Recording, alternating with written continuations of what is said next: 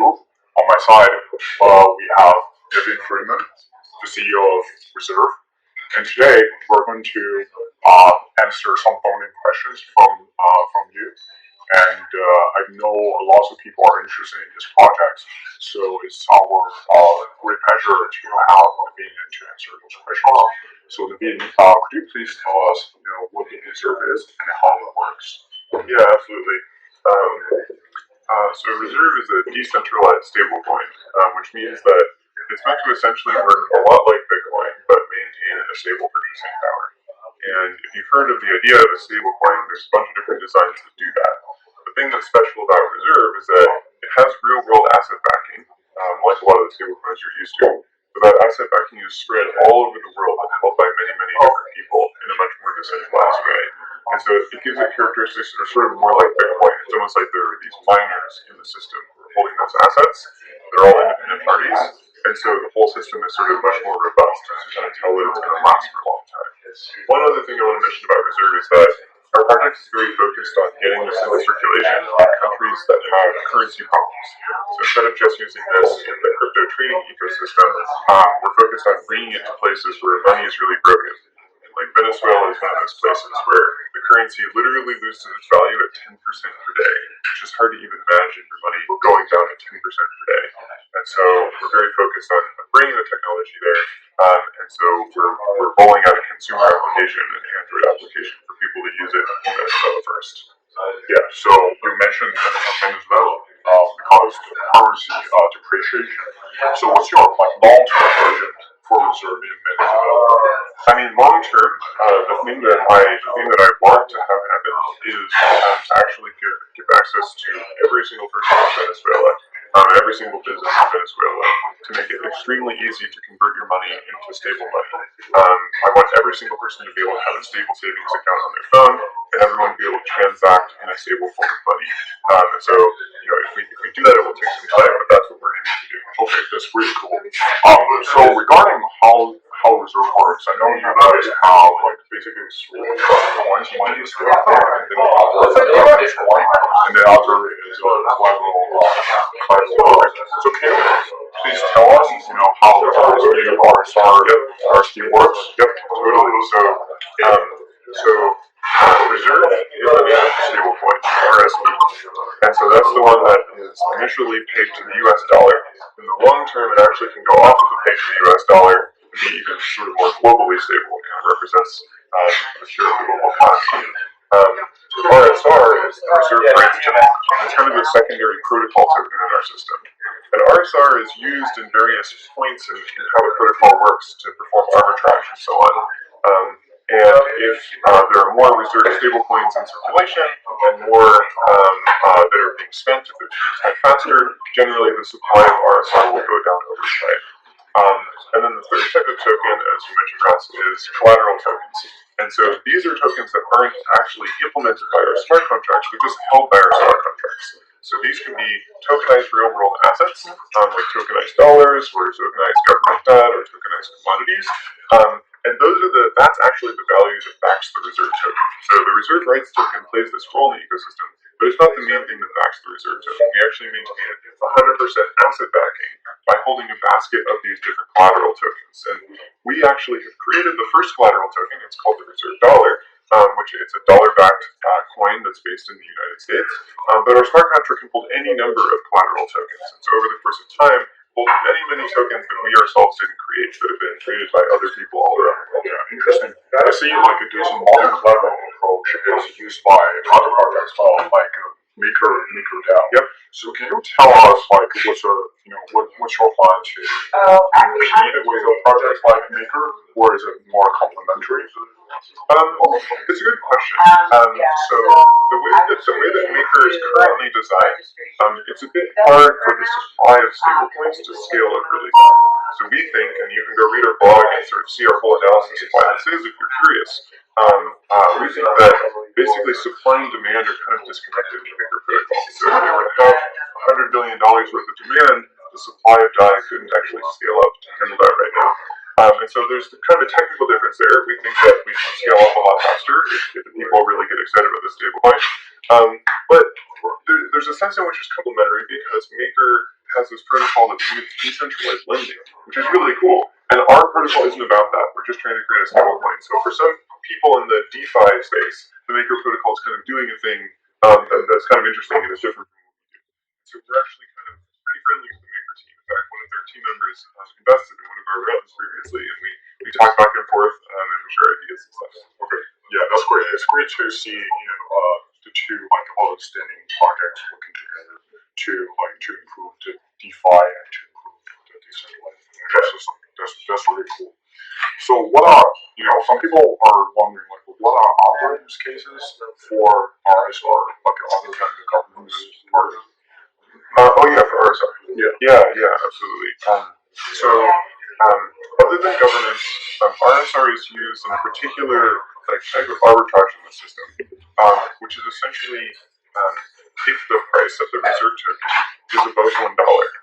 Okay, so let's say demand has gone up and it's pushed the price up to $1.02. Okay, so if that's the case, and if the reserve smart contract has accumulated extra reserve tokens, and that happens because there's transaction fees on spending reserves, and if the collateral tokens appreciate, you get extra reserve in that smart contract. Then the reserve rights token holders have the special sort of cryptographically granted privilege to be the ones to go purchase those excess reserve tokens that are kind of held in escrow, held by the smart contract, and they can purchase them in an auction. So essentially for like $1 worth of reserve rights, then you can go sell them for like $1 too, because the price has gone up in secondary markets. And when they do that, the supply of the reserve rights token is reduced because those reserve rights tokens are burned. So that's one function. And then one other function is because there's some potential value to the reserve rights token, it will have a live market cap. And what that means is if the collateral tokens were to depreciate at some point, so let's say we only have 98% backing instead of 100%, then the protocol can mint and sell reserve rights tokens in order to make up that difference in value.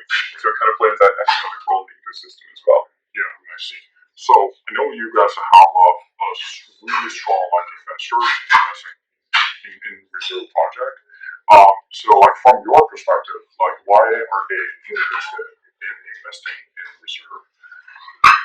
Well, I mean, I'm not allowed to comment on the future price of reserve rights tokens, so but I think that I think fundamentally our initial investor base is a group of folks who they met us and they understood like, wow, this team is actually trying to solve this enormously difficult problem, and is it going to work? Well, I don't know. Like that's what startup investing is about, is looking at things that are kind of moonshots that might work.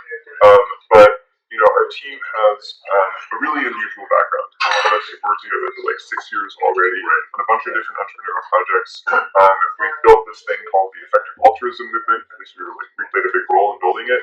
And so I think investors looked at the team and thought, okay, there's something special going on here. This isn't just people who went into crypto to try to get rich. And so I think that they got excited about getting like that. Okay, I really like that. I think that's one of the most important differentiators from your team and other projects. And don't get me wrong, we're very motivated by the financial incentives. The financial incentives are very strong, and we do want to make money, and that's something that compels us. But it's a team of people who kind of wants both things. We want to fix these places where currency is broken, and we hope that we can make a lot of money while doing that. And in part, the reason why we want to make so much money is part of the idea behind this movement of effective altruism is if you make a lot of money, you can go spend that on things that are useful for the world. So, don't get me wrong, we're also motivated by the financial incentives as well. And part of the reason for that is people who are in the effective altruism movement, there's this concept called earning to give. Right? It's like if you can make a lot of money, that gives you power to cause changes in the world, to do things that are important to you, in addition to the personal benefits. And so a lot of the people on our team donate a large portion of the money that they earn to various causes, or they have particular things that they have projects they want to fund in the future. Right.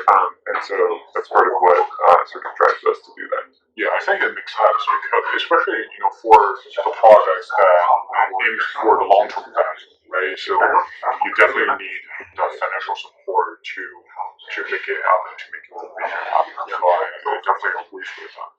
And then lots of users ask, why did you pick a Prime to list RSRs?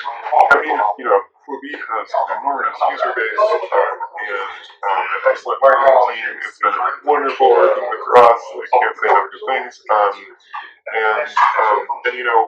Really what we wanted was we wanted to get the Bitcoin effect. We really like how with Bitcoin, a lot of people early on bought it at a very low price, and so it sort of created this big movement of people who were part of that story. And in today's environment, there's so many people competing for attention. And Huobi Prime, we felt, was a really good way to distribute a lot of tokens to a lot of people because of sort of the power of that user base. And this is part of why we picked Bitcoin Pizza Day to do our Huobi Prime offering. The Bitcoin Pizza Day was when someone spent 10,000 Bitcoin to buy 2 pizzas. And actually, on the day of our offering, 10,000 RSR will be about the amount you would need to buy 2 pizzas. And so we thought that was kind of a fun way to be like, all right, not saying anything about future price, but think about Bitcoin Pizza Day. Sure, yeah. So like in terms of like the price of the Bitcoin as of today, I think it's over like 8,100. I can't even keep track. It's going up so fast. It's great. Yeah, exactly. So the people who spend like 10,000 Bitcoins, before, they basically spend like 81 million. Yeah, to buy a single pizza. $81 million pizza. Yeah. Anyway, it's a crazy. Also like people are curious. They're curious about like, do you have an ambassador program for people who are interested in joining the reserve community? I think like the community is very important. Yeah.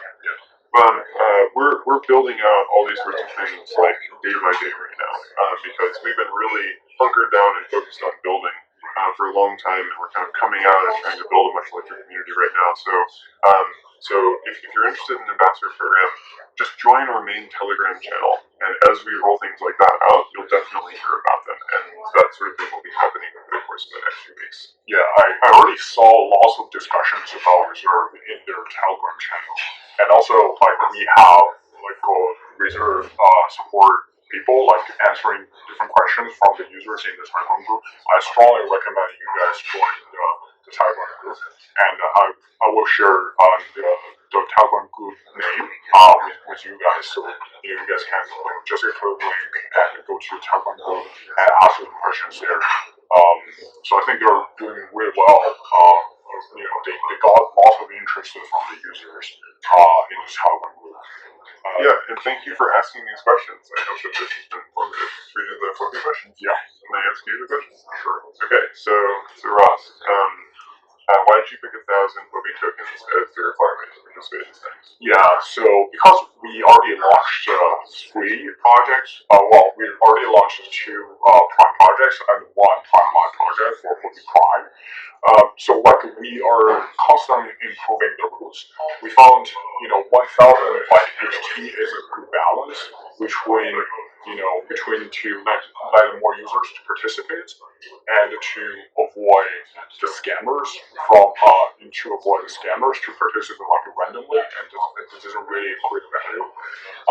So like we used to have like the 500 T requirements. But then, when that happens, which means that more users will come to Huobi Prime and participate. And also because we only have limited supply of tokens to our users, which means that each user will get less tokens. So that's why we increase the HT requirements this time, the HT holding requirement this time to 1,000. Just to see, we want more users to participate, as well as we want to control like how much each user can get. Yes, that makes sense. Okay. And so, what made you select Reserve as the project for Huobi Prime? Oh yeah. So for the purpose of Huobi Prime is we select the Freeman projects all over the world to list it on Huobi Prime platform, and actually we've been talking with Reserve many times, and we feel like the Reserve, has a great vision to really change like the financial system and to really help the developing countries with their payments in the future. So that's what, like we definitely believe the vision of the reserve. And also like when we evaluate the project, right, we want a project with new use cases, right? So I saw the app from the reserve team. That's fantastic. It's already implemented, and they have all the good features already like implemented in the app. So that's why we believe the research team worked really hard to implement the project itself, not just doing the marketing and trying to write. And also we because reserve team has lots of interest from like the famous venture capitalists in Silicon Valley. For example, like Peter Thiel and Michael Arrington, and Sam Altman, like who are the iconic names in the VC field. So that's why we believe that those investors, advisors, and also the research team can form a good synergy and to make the project really happen. So that's basically how we like reserve to get listed off of Prime. Great. All right. Thanks. Have you considered having a lottery with like a holding requirement instead of the system that you have today? Yeah, to be honest, like we thought about that.